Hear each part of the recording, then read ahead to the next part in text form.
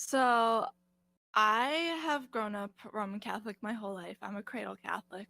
And I was also homeschooled third through 12th grade, basically until I went to college. So I was very lucky to um, be raised in a family that very much emphasized our faith and focused on it. We spent um, all of our school mornings off with a little devotional prayer. When we were really young, my mom would set us all down at the table and send a devotional. And then as we got older, it turned into more like, you hold yourself accountable for a little bit of prayer time before you start your school day. And I also was blessed with a very loving parish community that watched me and my siblings all grow up. Basically, we were all altar servers throughout middle school and all of high school. Um, so, I was very lucky to always know that, faith was not only something that was um, very present in my life, but also it was never just like, yeah, we're Catholic, but that's about it. Like, it wasn't just a title for us, it was a way of life.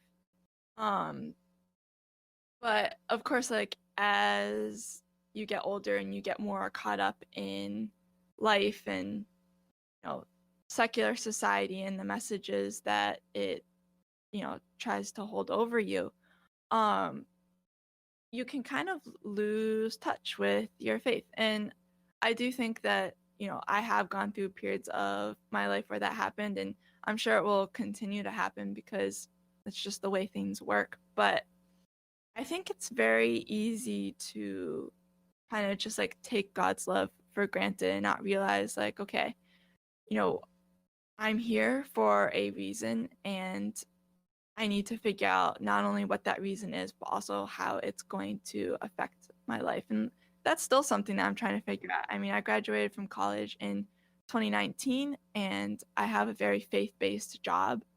Um, but it's not uncommon for me to feel just a little lost, a little restless, like I'm not really doing everything that I should be. Um, and my response to that is usually like, yeah, I'll get a little distant from my faith. I'll be a little, um, not necessarily like reckless in my personal life, but like just a little more willing to push who I am as a person, I guess. Um, and the kind of person that I want to be. So, when those things happen, though, usually God will find a way to make me, come back to the church in a more genuine sense and come back to faith and come back to prayer. And whenever that's happened, it's been a relief, I would say, um to know, like, okay, like it's never that God is far away, it's just that I chose to walk away. And when you take accountability for that, um and you realize that like that was on you, and God is never going to just like say, "Oh, you're hopeless," or "Oh my gosh, we've been through this like so many times. Why do you keep doing this, Alexis?" Honestly, that does give me hope and make me feel a little bit better, because I know like no matter how many times I personally fail and choose to do so, he'll always be waiting for me with open arms and waiting to take me back. And I don't know how much you've heard about St. Anselm College in Manchester, New Hampshire, but that's where I went to college. I was a communication and theology double major. And we actually have a monastery on campus with a community of, I think at this point, it's probably nearing 50 Benedictine monks, which is amazing. That's probably a good 50% of the reason why I chose St. Anselm. In addition to the fact that, I could study theology, like Catholic theology there, instead of just a generic like religious studies degree. And the monastery chapel is gorgeous, easily one of my favorite places in the entire world. It's a big like round church building, and there's stained glass windows that are like pretty abstract.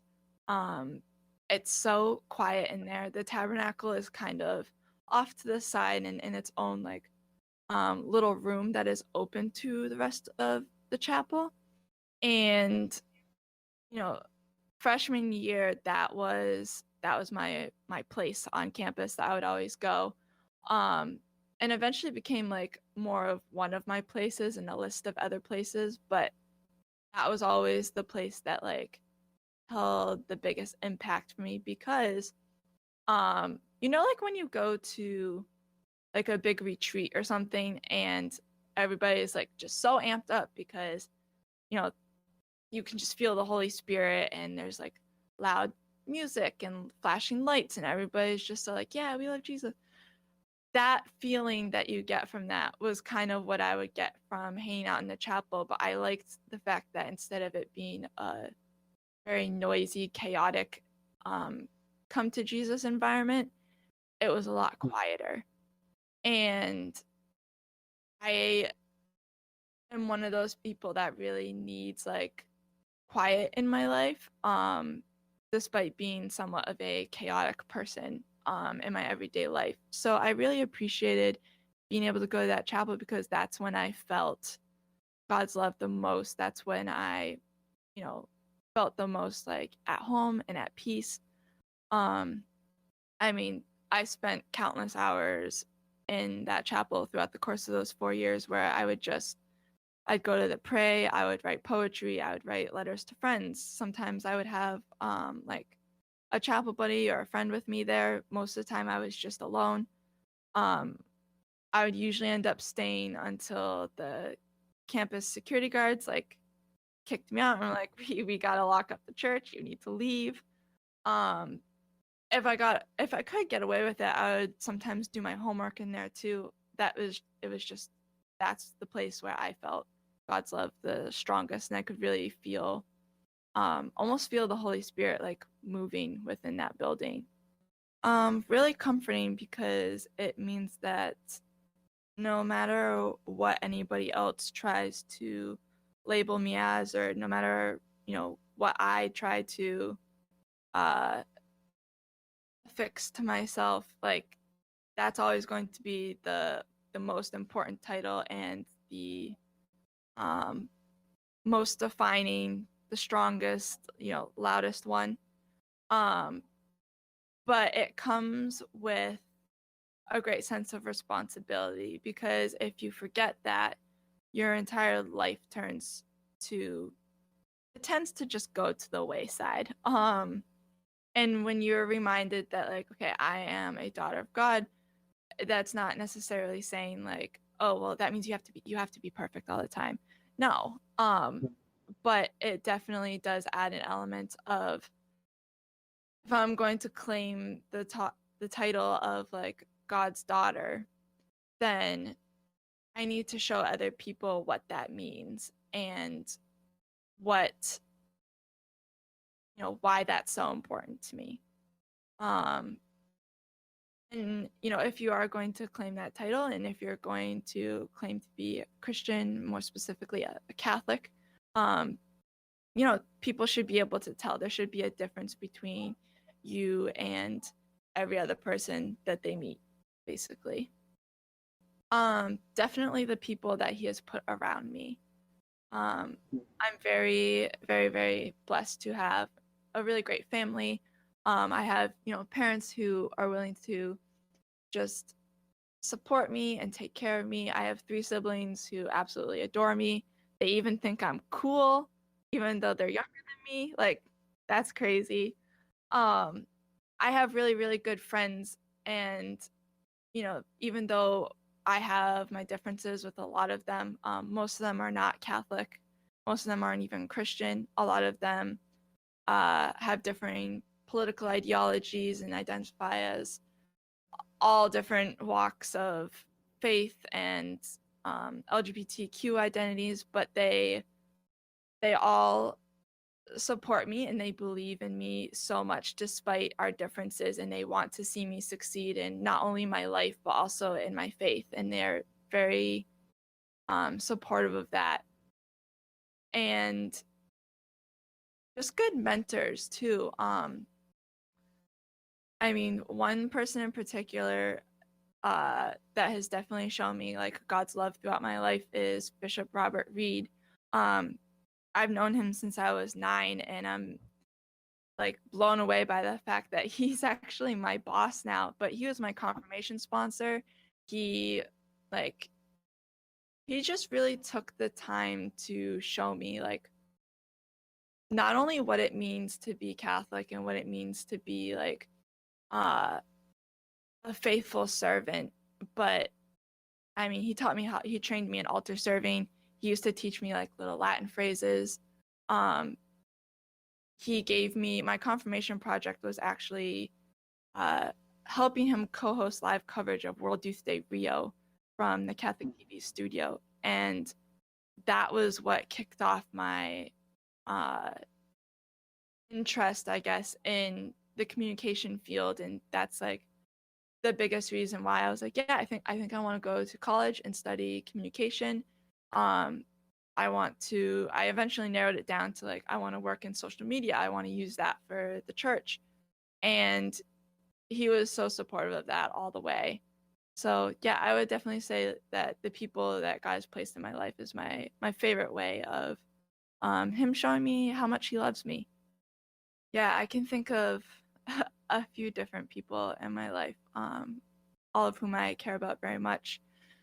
Um, I guess what I would say to them is, you know, there is no limit to God's love. And even if you mess up, even if there are certain things that you just can't accept yet, invite him into your heart and let him work within you, even if it takes years.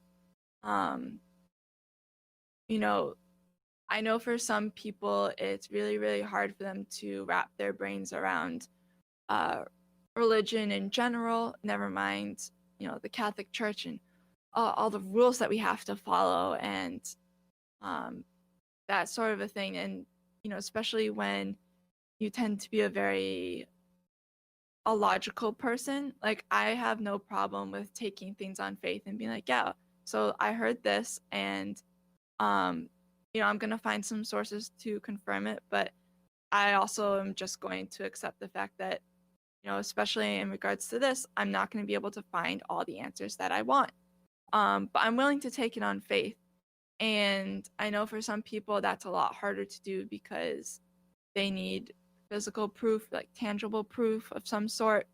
Um, Try to just let that need fall away because God will fill that need and he will also just cover so many other things that you never thought uh, you could ever reach.